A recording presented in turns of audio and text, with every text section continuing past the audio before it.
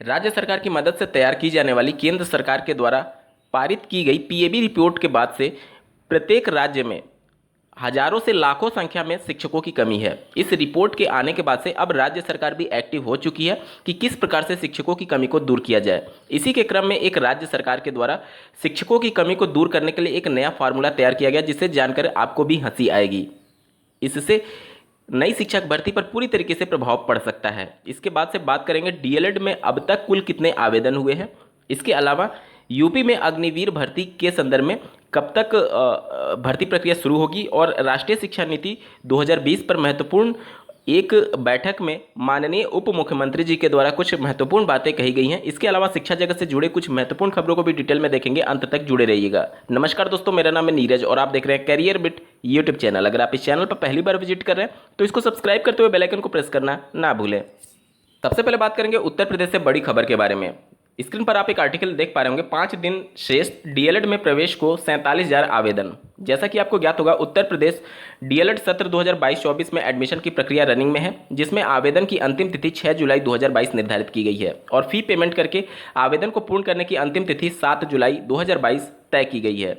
उत्तर प्रदेश में डीएलएड की कुल 2,42,200 सीटें हैं, यानी लगभग आप 2.5 लाख मान सकते हैं। 2.5 लाख के सापेक्ष मात्र 47,000 आवेदन आए हुए हैं। आप मोटा मोटी देखेंगे तो 5वां हिस्सा, जितनी कुल सीटें हैं उसका 5वां हिस्सा ही केवल आवेदन आया हुआ है। यहाँ पर मैं बता दूं कि उत्तर प्रदेश में जो डाइट है यानी जो सरकारी कॉलेज हैं उनकी संख्या है 66 और जो प्राइवेट कॉलेज हैं उनकी संख्या है 3100। आप स्क्रीन पर देख भी पा रहे होंगे पूरा आंकड़ा। ये प्राइवेट कॉलेज कुकुरमुत्ते की तरह पूरे उत्तर प्रदेश में फैले हुए हैं। अब सचिव परीक्षा नियामक प्राधिकारी कार्यालय द्वारा इस बात पर चिंता दर्ज कराई गई है कि आखिर प्रवेश के लिए आवेदन आ क्यों नहीं रहे हैं। ये चिंता उसी प्रकार से है कि आप बैलों के समूह में अपने आंख पर पट्टी बांध करके जाइए और उम्मीद करिए कि कोई बैल मुझे नहीं मारेगा। ये बिल्कुल उसी प्रकार की चिंता है। आज उत्तर प्रदेश समेत पूरे देश भर में जो डीएलएड की हालत हुई है, उसके बाद भी अगर कोई राज्य सरकार या फिर कोई संस्था ये उम्मीद कर रही है कि डीएलएड में प्रवेश की संख्या के लिए आवेदन बढ़े, तो ये अपने पैर पर कुल्हाड़ी मारने वाली हालत है या फिर जानबूझ करके आंख बंद करने वाली हालत है।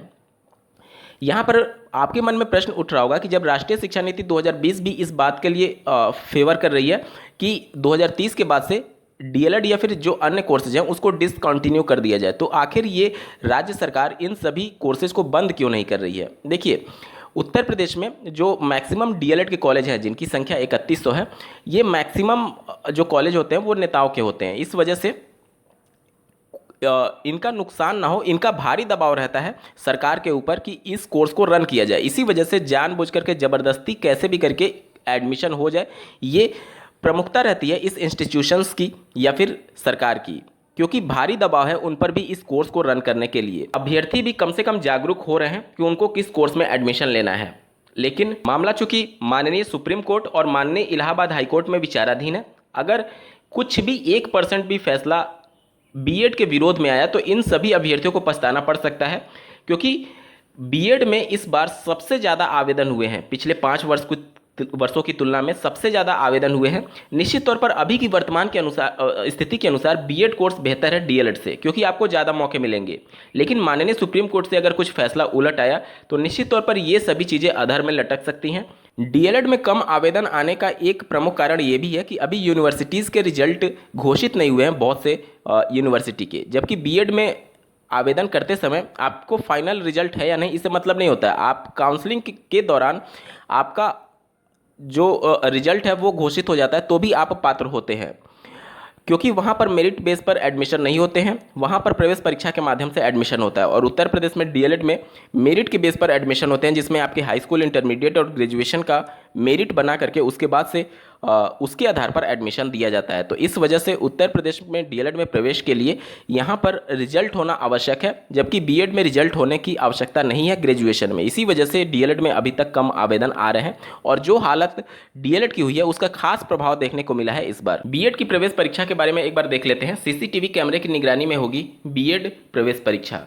जैसा कि आपको ज्ञात होगा, इस बार का जो प्रवेश परीक्षा का आयोजन है वो रुहेलखंड विश्वविद्यालय की ओर से आयोजित किया जा रहा है। अब बात कर लेते हैं ऐसे राज्य सरकार के बारे में जो नई शिक्षक भर्ती यानी बिना शिक्षकों की भर्ती किए बिना ही शिक्षकों की कमी को दूर करने का प्लान बना चुका है। आप स्क्रीन पर एक आर्टिकल देख पा रहे होंगे, सरकार ने बनाई नई भर्ती किए बिना शिक्षकों की कमी दूर करने की योजना। ये खबर हरियाणा से प्रकाशित हुई है। आप स्क्रीन पर देख पा रहे होंगे, हरियाणा में भी बीजेपी की सरकार है। 5 किलोमीटर के दायरे में आने वाले 500 से कम बच्चों की संख्या वाले स्कूल होंगे मर्ज। मतलब कि अगर एक कॉलेज यहाँ पर है और अगला कॉलेज 5 किलोमीटर दूर पर है, तो अगर इस कॉलेज में, इस स्कूल में, विद्यालय में अगर 500 से कम बच्चे हैं तो इसको अगले 5 किलोमीटर वाले अगले स्कूल में मर्ज कर दिया जाएगा और यहाँ के बच्चों को वहाँ पर ट्रांसफ़र किया जाएगा। इसी प्रकार की योजना उत्तर प्रदेश सरकार भी पिछले 2 साल पहले लागू कर चुकी है। अगर उत्तर प्रदेश के परिषदीय प्राथमिक विद्यालय में किसी में भी 30 से कम बच्चे हैं तो उसका मर्ज अगले विद्यालय में, जो कि अगले 1 किलोमीटर में होगा, उसको मर्ज कर दिया गया था और यहाँ के बच्चों को वहाँ ट्रांसफ़र कर दिया गया था। इसमें बहुत नुकसान देखने को मिलता है कि चलिए मान लीजिए उत्तर प्रदेश में तो 1 किलोमीटर की बात थी, लेकिन अगर हरियाणा में 5 किलोमीटर की बात की जा रही है तो जो छोटे बच्चे होते हैं, एक तो वैसे ही परिषदीय प्राथमिक विद्यालय में जो सरकारी स्कूल के बच्चों के अभिभावक होते हैं वो पढ़ाई में कम इंटरेस्ट लेते हैं क्योंकि उनकी प्रमुखता होती है आजीविका जुटाना।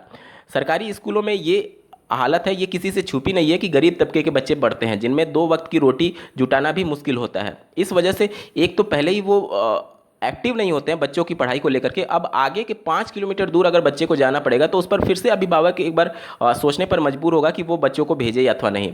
तो इस वजह से बहुत से बच्चे स्कूल मर्ज होने के बाद से आगे जाते ही नहीं हैं और इस वजह से छात्रों की संख्या कम हो जाती है और छात्र शिक्षक अनुपात सुधर जाता है और शिक्षकों की कमी दूर हो जाती है। ये सरकार की योजना है, आप स्क्रीन पर भी देख पा रहे होंगे।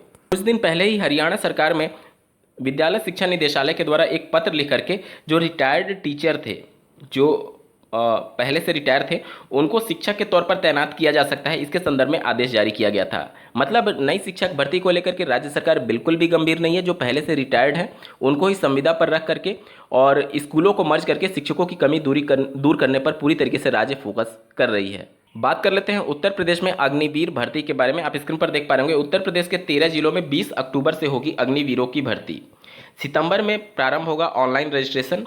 यहाँ पर आप देख सकते हैं सभी जिले में कहाँ पर ये भर्ती स्थल बनाए गए हैं उसका जिक्र किया गया है और कब से कब तक ये प्रक्रिया चलने वाली है। उत्तर प्रदेश के माननीय उप मुख्यमंत्री जी के द्वारा नई शिक्षा नीति के बारे में ये जिक्र किया गया है कि जो नई शिक्षा नीति है वो नए राष्ट्र का निर्माण करेगा। आप स्क्रीन पर देख पा रहे होंगे, उनके द्वारा एक ग्रेटर नोएडा में सभा का आयोजन किया गया था जिसमें शिक्षा पर विशेष तौर पर चर्चा होनी थी। यहाँ पर आप देख पा रहे होंगे, ये ग्रेटर नोएडा के नॉलेज पार्क स्थित जीएल बजाज इंस्टीट्यूट में आयोजित दैनिक जागरण के एजुकेशन फोरम 2022 नई शिक्षा नीति विषय पर आयोजित कार्यक्रम में उनके द्वारा कही गई है। पहली बार बीएससी नर्सिंग के लिए प्रवेश परीक्षा का आयोजन किया जाएगा। आप स्क्रीन पर आर्टिकल देख पा रहे होंगे। माननीय मुख्यमंत्री श्री योगी आदित्यनाथ ने प्रदेश के सरकारी व निजी मेडिकल कॉलेजों में पैरा मेडिकल स्टाफ की कमी दूर करने के लिए बड़ा फैसला लिया है। इसके तहत प्रदेश में पहली बार बीएससी नर्सिंग की संयुक्त प्रवेश परीक्षा कराई जाएगी। प्रदेश के सरकारी और निजी बीएससी नर्सिंग कॉलेज में करीब 8000 छात्रों को प्रवेश मिलेगा। इसके लिए आवेदन की अंतिम तिथि 15 जुलाई रखी गई है। दोस्तों, ये थी आज की कुछ प्रमुख खबरें। ऐसे ही महत्वपूर्ण अपडेट के लिए इस चैनल को सब्सक्राइब करना ना भूलें। इस वीडियो को देखने के लिए आपका बहुत बहुत धन्यवाद। भगवान करे आपका दिन शुभ हो।